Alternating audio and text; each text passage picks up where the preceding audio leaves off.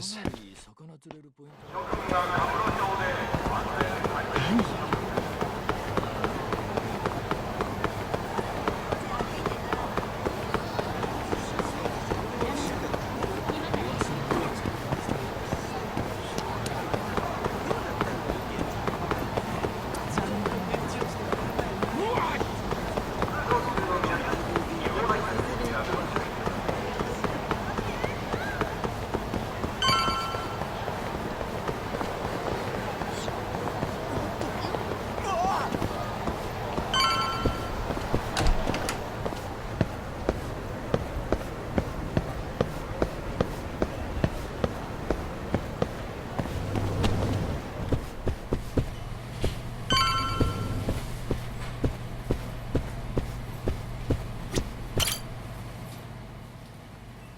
Hey.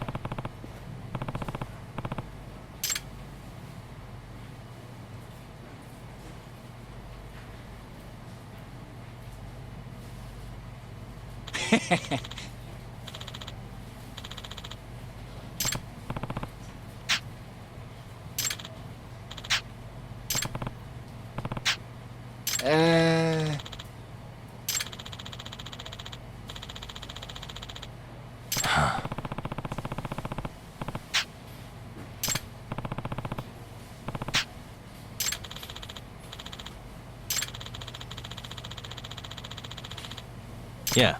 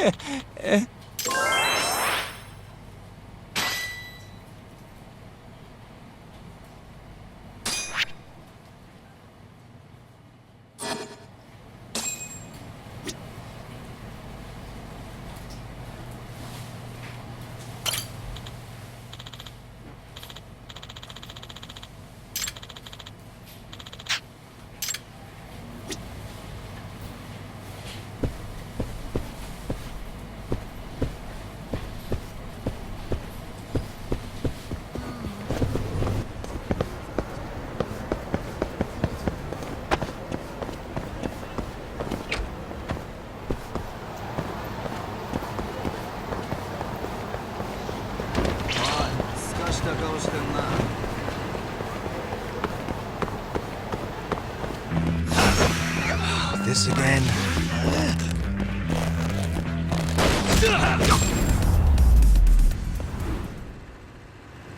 What a waste.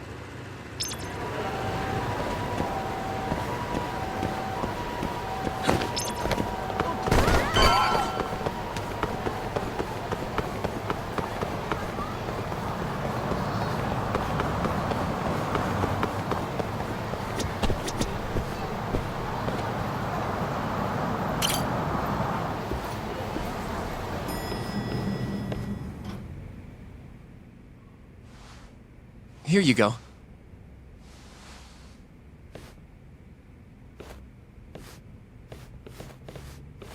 Hey, Yagami. The hell were you thinking sending Kaito here by himself?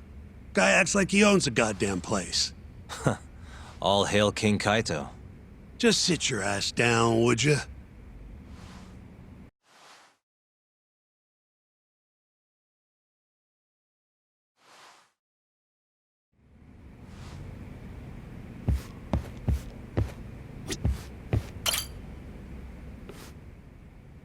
So, we finally have some details from the cops. Murder specifics, forensic results, even their proof that Hamura's the one who did it. That's a lot. Let's see it. But first... Hmm? Just don't forget your role in all of this. Especially you, Yagami. At the end of the day, you're just a mercenary. The one who decides how this investigation goes is me. Understand? You got it. It's your show. Now, why don't we look at those documents, Shintani-sensei? That's more like it. First up is the crime scene. Huh. Around 6 a.m., morning of December 4th. Police get a call about a body in the alleyway behind a moor. The officer who rushed to the scene confirmed the corpse on arrival.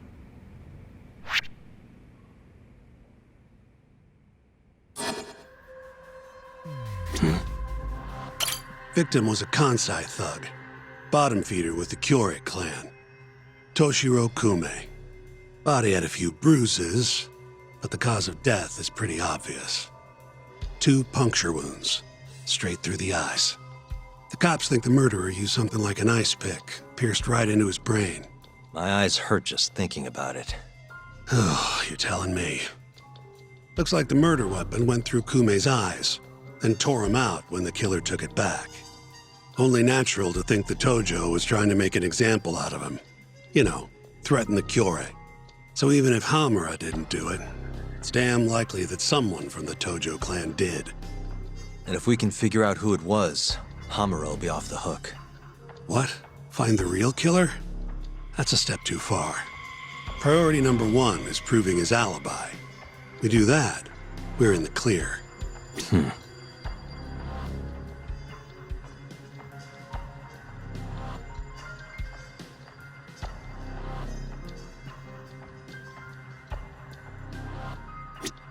The cause of death was severe brain trauma, directly through the eye sockets.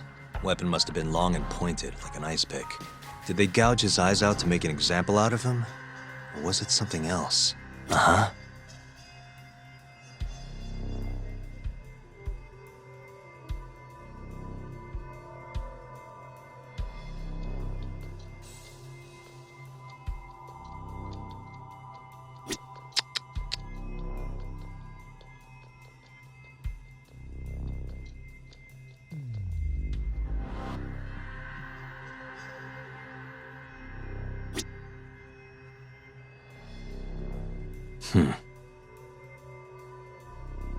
What the? There's pretty much no blood anywhere near the body, meaning Kume wasn't murdered in that alley. If I had to guess, I'd say he died in a moor. There's not even a drop of blood near them. It's highly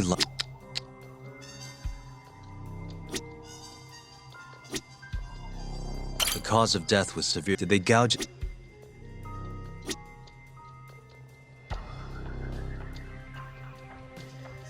Uh-huh.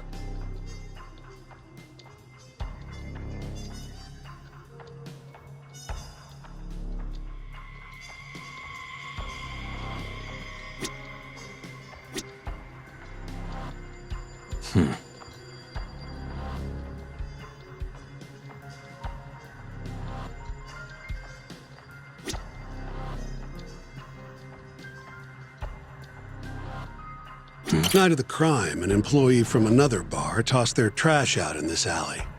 Around 2 a.m. Didn't see anything out of the ordinary, though. In other words, Kume got dumped sometime between 2 and 6 a.m. when the body was found. No.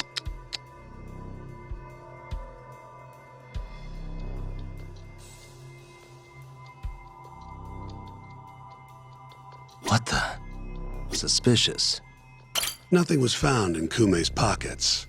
No wallet, no phone, nothing. Bet the murderer broke the phone. Cops tried one of those Find My Phone things, but came up empty-handed.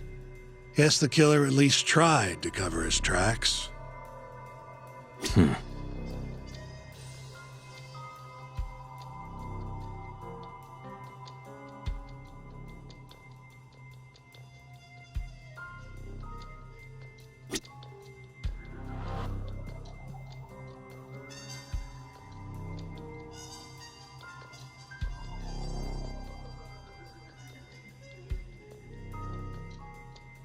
But did they gouge his eyes out to make...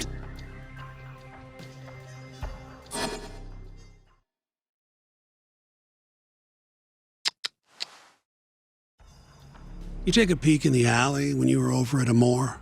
Doubt there's any traces left at this point, but it's apparently just out the back. Anyway, this is Kume, just before he died. Before the killer took his eyes. Come on, don't say stuff like that. So what's the prosecution's angle on this? Well, try thinking about it in the context of the Tojo-Kyorei feud. 2 other Kyorei Yakuza turned up dead before this, each with their eyes gouged out. Not a far leap to assume the Tojo's responsible for all 3 murders. You follow? Yep, go on. All right. This is how the prosecution thinks it all went down.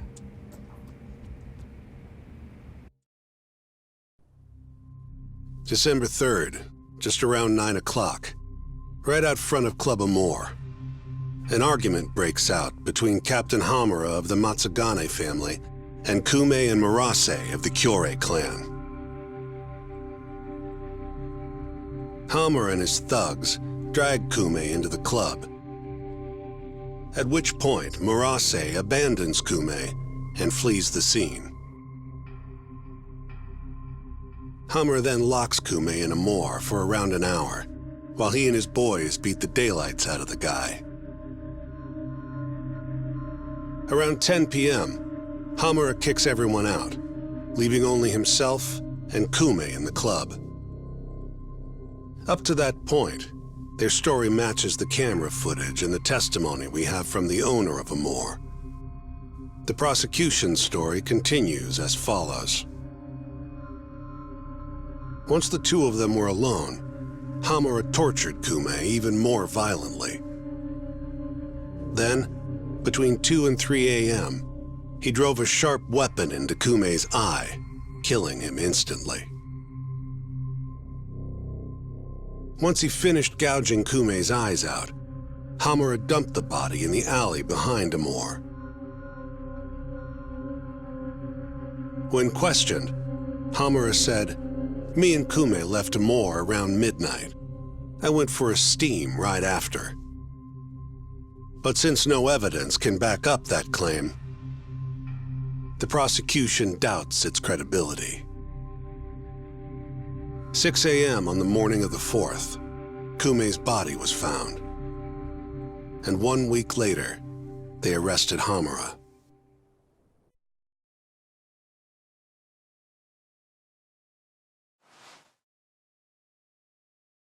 So they've got 3 things: the camera footage, the bloodstains in the club, and Hamura's Swiss cheese alibi. Any of those alone wouldn't be enough to get a conviction. But with all 3, the prosecution thinks they've got this case in the bag. End of the day, to them it's just Yakuza offing Yakuza. Makes sense they'd see it that way. I'm more interested in what you think, though. Did Hamura actually kill Kume? I don't know. The guy rubs me the wrong way, yeah. But I'm pretty sure he's innocent. A cunning Yakuza like Hamura wouldn't just offload the corpse in an alley like that. Too sloppy. If he really did it, forget about the eyes. You'd never even find the body. Agreed. That's our Shintani-sensei. Prickliest guy in town. But damn if he's not a terrific lawyer. With you there. Was that supposed to be a compliment? What? Something wrong? If Hamura didn't do it, the person who did is still out there somewhere. Huh? We've just got to find them if we want to clear Hamura's name. Ha! You think we've got the manpower for that? Tracking down a criminal like that takes an entire organized front. Best leaving that to the cops, if you ask me. My only job here is defending Hamura. Then what's your next move? Gonna need some more info on the victim. Remember Kume's buddy? The one who ran off when the Matsugane boys jumped him. Name's Akira Murase, from the Kyorei